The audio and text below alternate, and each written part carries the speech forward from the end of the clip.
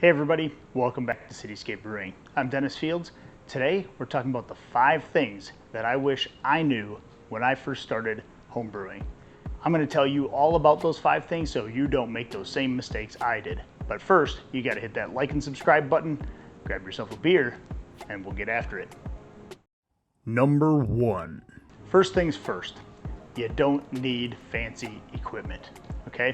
I've been brewing for a long time and I get asked plenty of why I don't move away from using a Rubbermaid container. Why don't I have all these fancy conical stainless steel fermenters and all-in-one pump systems and 3 burners and a hot liquor tank and something else, and why do I still batch sparge with a Rubbermaid 10-gallon Lowe's cooler? Well, because you don't need fancy equipment to make good beer. I mean, that's just it. And once you get used to your own equipment, you can make great beer. And some of the best beers I've ever had that homebrewers have given me has been made out of a bucket and a Rubbermaid cooler. And so you really don't have to have all that shiny stainless steel equipment. That equipment is somewhat made for you to look like a pro brewer, but you don't need that. There are plenty of reasons why a professional brewery has these big stainless steel conical fermenters, and they obviously make a difference at that scale. But at your scale, making 5, 10, even 20 gallons of beer, you don't need any of that fancy equipment. And a bucket that you can get from a hardware store and a cooler will do just as good of a fermentation job than a stainless steel conical fermenter. Some of the all-in-one systems have kind of simplified some of that stuff for people, and that's great if you have one. You know, the grain fathers and all these other things where you can brew basically brew in a bag in one system is great for some people, especially if you don't have a lot of room for equipment. However, it's not needed, and some of them can get upwards of $1,000 or more for some of the equipment. There's really, really cheap options, and all of those options that I use, I put in every single one of my videos underneath here so you can take a look at the exact equipment I use. There's nothing fancy on there, and a lot of times I make a lot of the DIY stuff myself to save some time and money. And so, you know, a lot of those kits, they'll come with pumps and other chillers that are hard to clean, and you have to take them apart and all that kind of stuff. What I've always told myself and others is gravity is free. Use it, right? So I put the stuff on top of this table and I let gravity do the work by pulling it out of my fermenter or my kettle or whatever. I don't pump anything, and it saves some time because I don't have to spend my time then cleaning and taking apart all of that equipment. A lot of this stuff you can actually find used as well. So check out your homebrew clubs, Craigslist, Facebook Marketplace, all that kind of stuff. People are always giving away old equipment or even selling it at a reduced price, and you can pick up something that's really nice to get you started, especially if you're new into the all grain version of homebrewing. Number 2. Second is fermentation temperature. And I know I harp on this a lot, so you've probably heard me in other videos talk about this, but in reality, it's probably one of the best things that you can do to make solid beers and make sure that you have less and less off flavors in your beer. You're making sure your yeast is an optimal temperature, and so you're not preventing any off flavors from happening during that fermentation process. When a lot of us get started, we end up buying a kit from a homebrew supply store or online, and it is very detailed in the process about sanitation and cleaning and making sure everything, you know, is well cleaned and sanitized before you use it. We all know that things need to be clean and sanitary or else we can infect our beer. Most people do that. I haven't had a truly infected beer. I've had off flavors in beers from other reasons, but not because I wasn't clean enough. In fact, I've actually lost an O-ring from a bucket in the bottom of my wort. I sanitized my whole arm and stuck it in my wort, and I thought I ruined a good batch of a Marzen Oktoberfest that I did, and it actually was one of my favorite extract kits that I ever made when I first got started. And so honestly, sanitation, although important, isn't the top 5 things that I'm going to be talking to you about, but fermentation temperature is. And so those kits really should do a better job, in my opinion, of talking about your yeast choice and which one would be better for you as a beginner brewer, especially if you don't have fermentation temperature control, right? I use a fermentation chamber, and I have videos on how to make one and the reasons why those are important, and I'll have some of those videos linked in the description below. However, those directions should really tell you, if you don't have that process, here's some better choices of yeast to use. For instance, Kveik Yeast. So if you don't have temperature control, where you can keep your beer at a stable 67 degrees, even inside the fermenter, which a lot of times is several degrees higher than your ambient room temperature. If you can't do that, then something like a Kveik yeast is actually your best choice because they actually love hot temperatures and they even prefer to be in the 90s or so ranges. And some of the esters that you'll get off of those beers are because of those higher temperatures, and they're actually a desirable taste. And so if you don't have fermentation temperature control, use Kveik yeast, but you'll find more variety of yeast in your regular ales and lager yeast. And so the next step in that process is actually creating a fermentation chamber or some other way of cooling down your beer. So check out those other videos in the description below. Number 3. The third thing that I wish I knew a little bit more about when I first started homebrewing is water.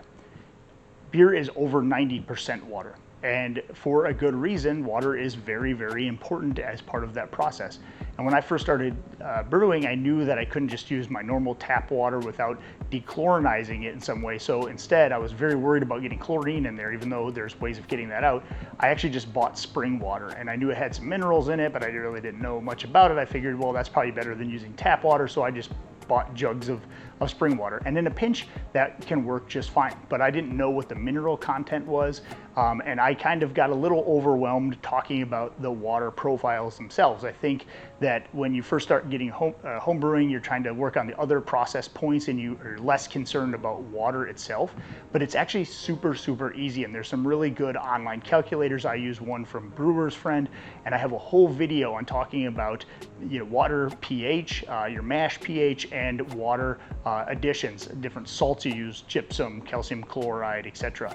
And so check out those videos. It's really, really easy to plug in your water profile, and I'll tell you in that video on how to find one that's local, that you don't, or you can order one from someone like Ward Labs in order to get a kit yourself. And those are in that video description below about water, so check that one out. But it's very easy to add a couple of cents worth of salt additions to your water to make the perfect mineral content for the type and beer that you're making. And so in this case, water is a big deal, and I didn't get into that early enough, but it's not as hard as it looks. It's very simple, and I would be happy to answer any questions you might have under the video if you do have questions specifically about water. But again, that whole video will be in the video description, so do not take that for granted.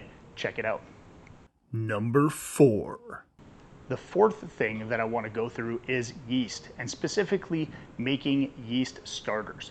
So I did not do this right away. I was strictly kind of using some dry yeast just because I knew that it had higher cell counts, and that's actually probably an appropriate move, especially as you're getting into the brewing process and still learning yourself. But after a while, especially as you start venturing over to the kind of liquid yeast side of things, making a starter is super important for a couple of different reasons. It makes sure that you have enough healthy cells that you're pitching into your wort to not stress out the yeast and create those off flavors. And so stressed yeast, if there's not enough, will have some adverse effects flavor-wise on your beer.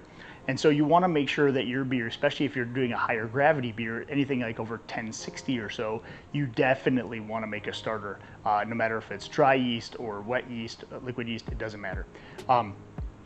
But specifically for liquid yeasts, I would make sure that I do a yeast starter almost all of the time. There are some bigger packets they're selling now, Omega, Imperial, and even White Labs is coming out with some larger vials. They're a little more expensive, but they say that you can pitch these things up to beers that are 1070. But you still have to look at the manufacturer date on the package itself.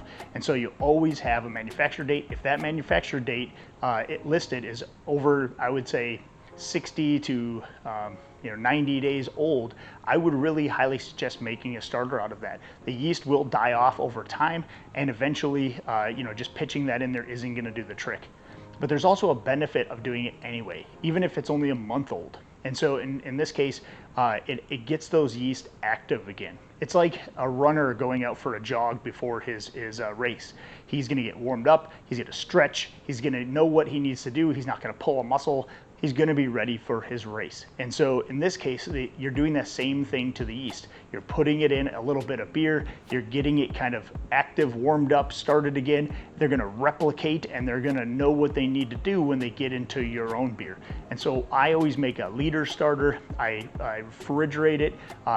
What that does is separate that old beer from the top, and it leaves you a small amount of yeast along the bottom and helps compact it. And then I decant off the old beer by pouring it out into the sink, leaving just a little bit of liquid enough to really stir it around and get that thing suspended off of the bottom. And that way it's all easier to pour into your beer, and you're not adding a lot of that old spent beer into your new beer. Instead, you're adding mostly yeast. And so that's going to give your yeast a head start. So seriously consider doing that on most beers, right? I have a whole video on how to make a yeast starter. I also recommend using proper starters in a pinch. They're these canned worts. They don't take as long. You don't have to heat it up and boil it and cool it down, that kind of thing. All that stuff will be in the video description below. Check it out. Number 5. And last but not least, number 5 is use other people.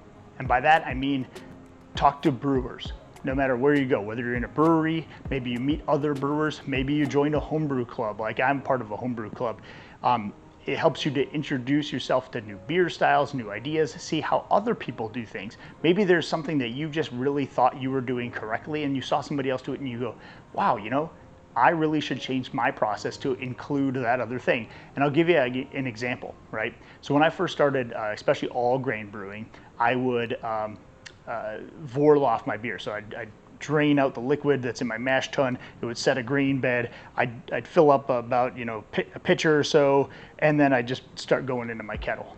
And what I realized was if you recirculate several more times, and I use a recirculation tool now, and you can see those in most of my all grain videos that I've done recently, but if you see that, if you recirculate several more times, it actually makes the wort and eventually your beer a lot clearer. And I didn't do that nearly enough until I went over and saw other people doing it on their own systems.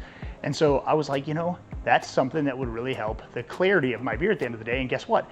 It did. But I didn't even know that I was doing it wrong because, again, you know, the directions just say to Vorloff. They don't really say an amount for how long and all that kind of stuff because everybody's system's different.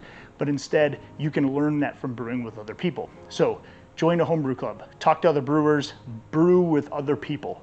So with that, I hope you learned something. Please feel free to put any questions, comments under the video here. I love answering questions and hearing from you all. Getting feedback helps out the channel a lot. Hit that like and subscribe button. Happy brewing and cheers. Thanks for watching my video. I really do appreciate it. Another couple ways that you can help support the channel is by hitting that like and subscribe button.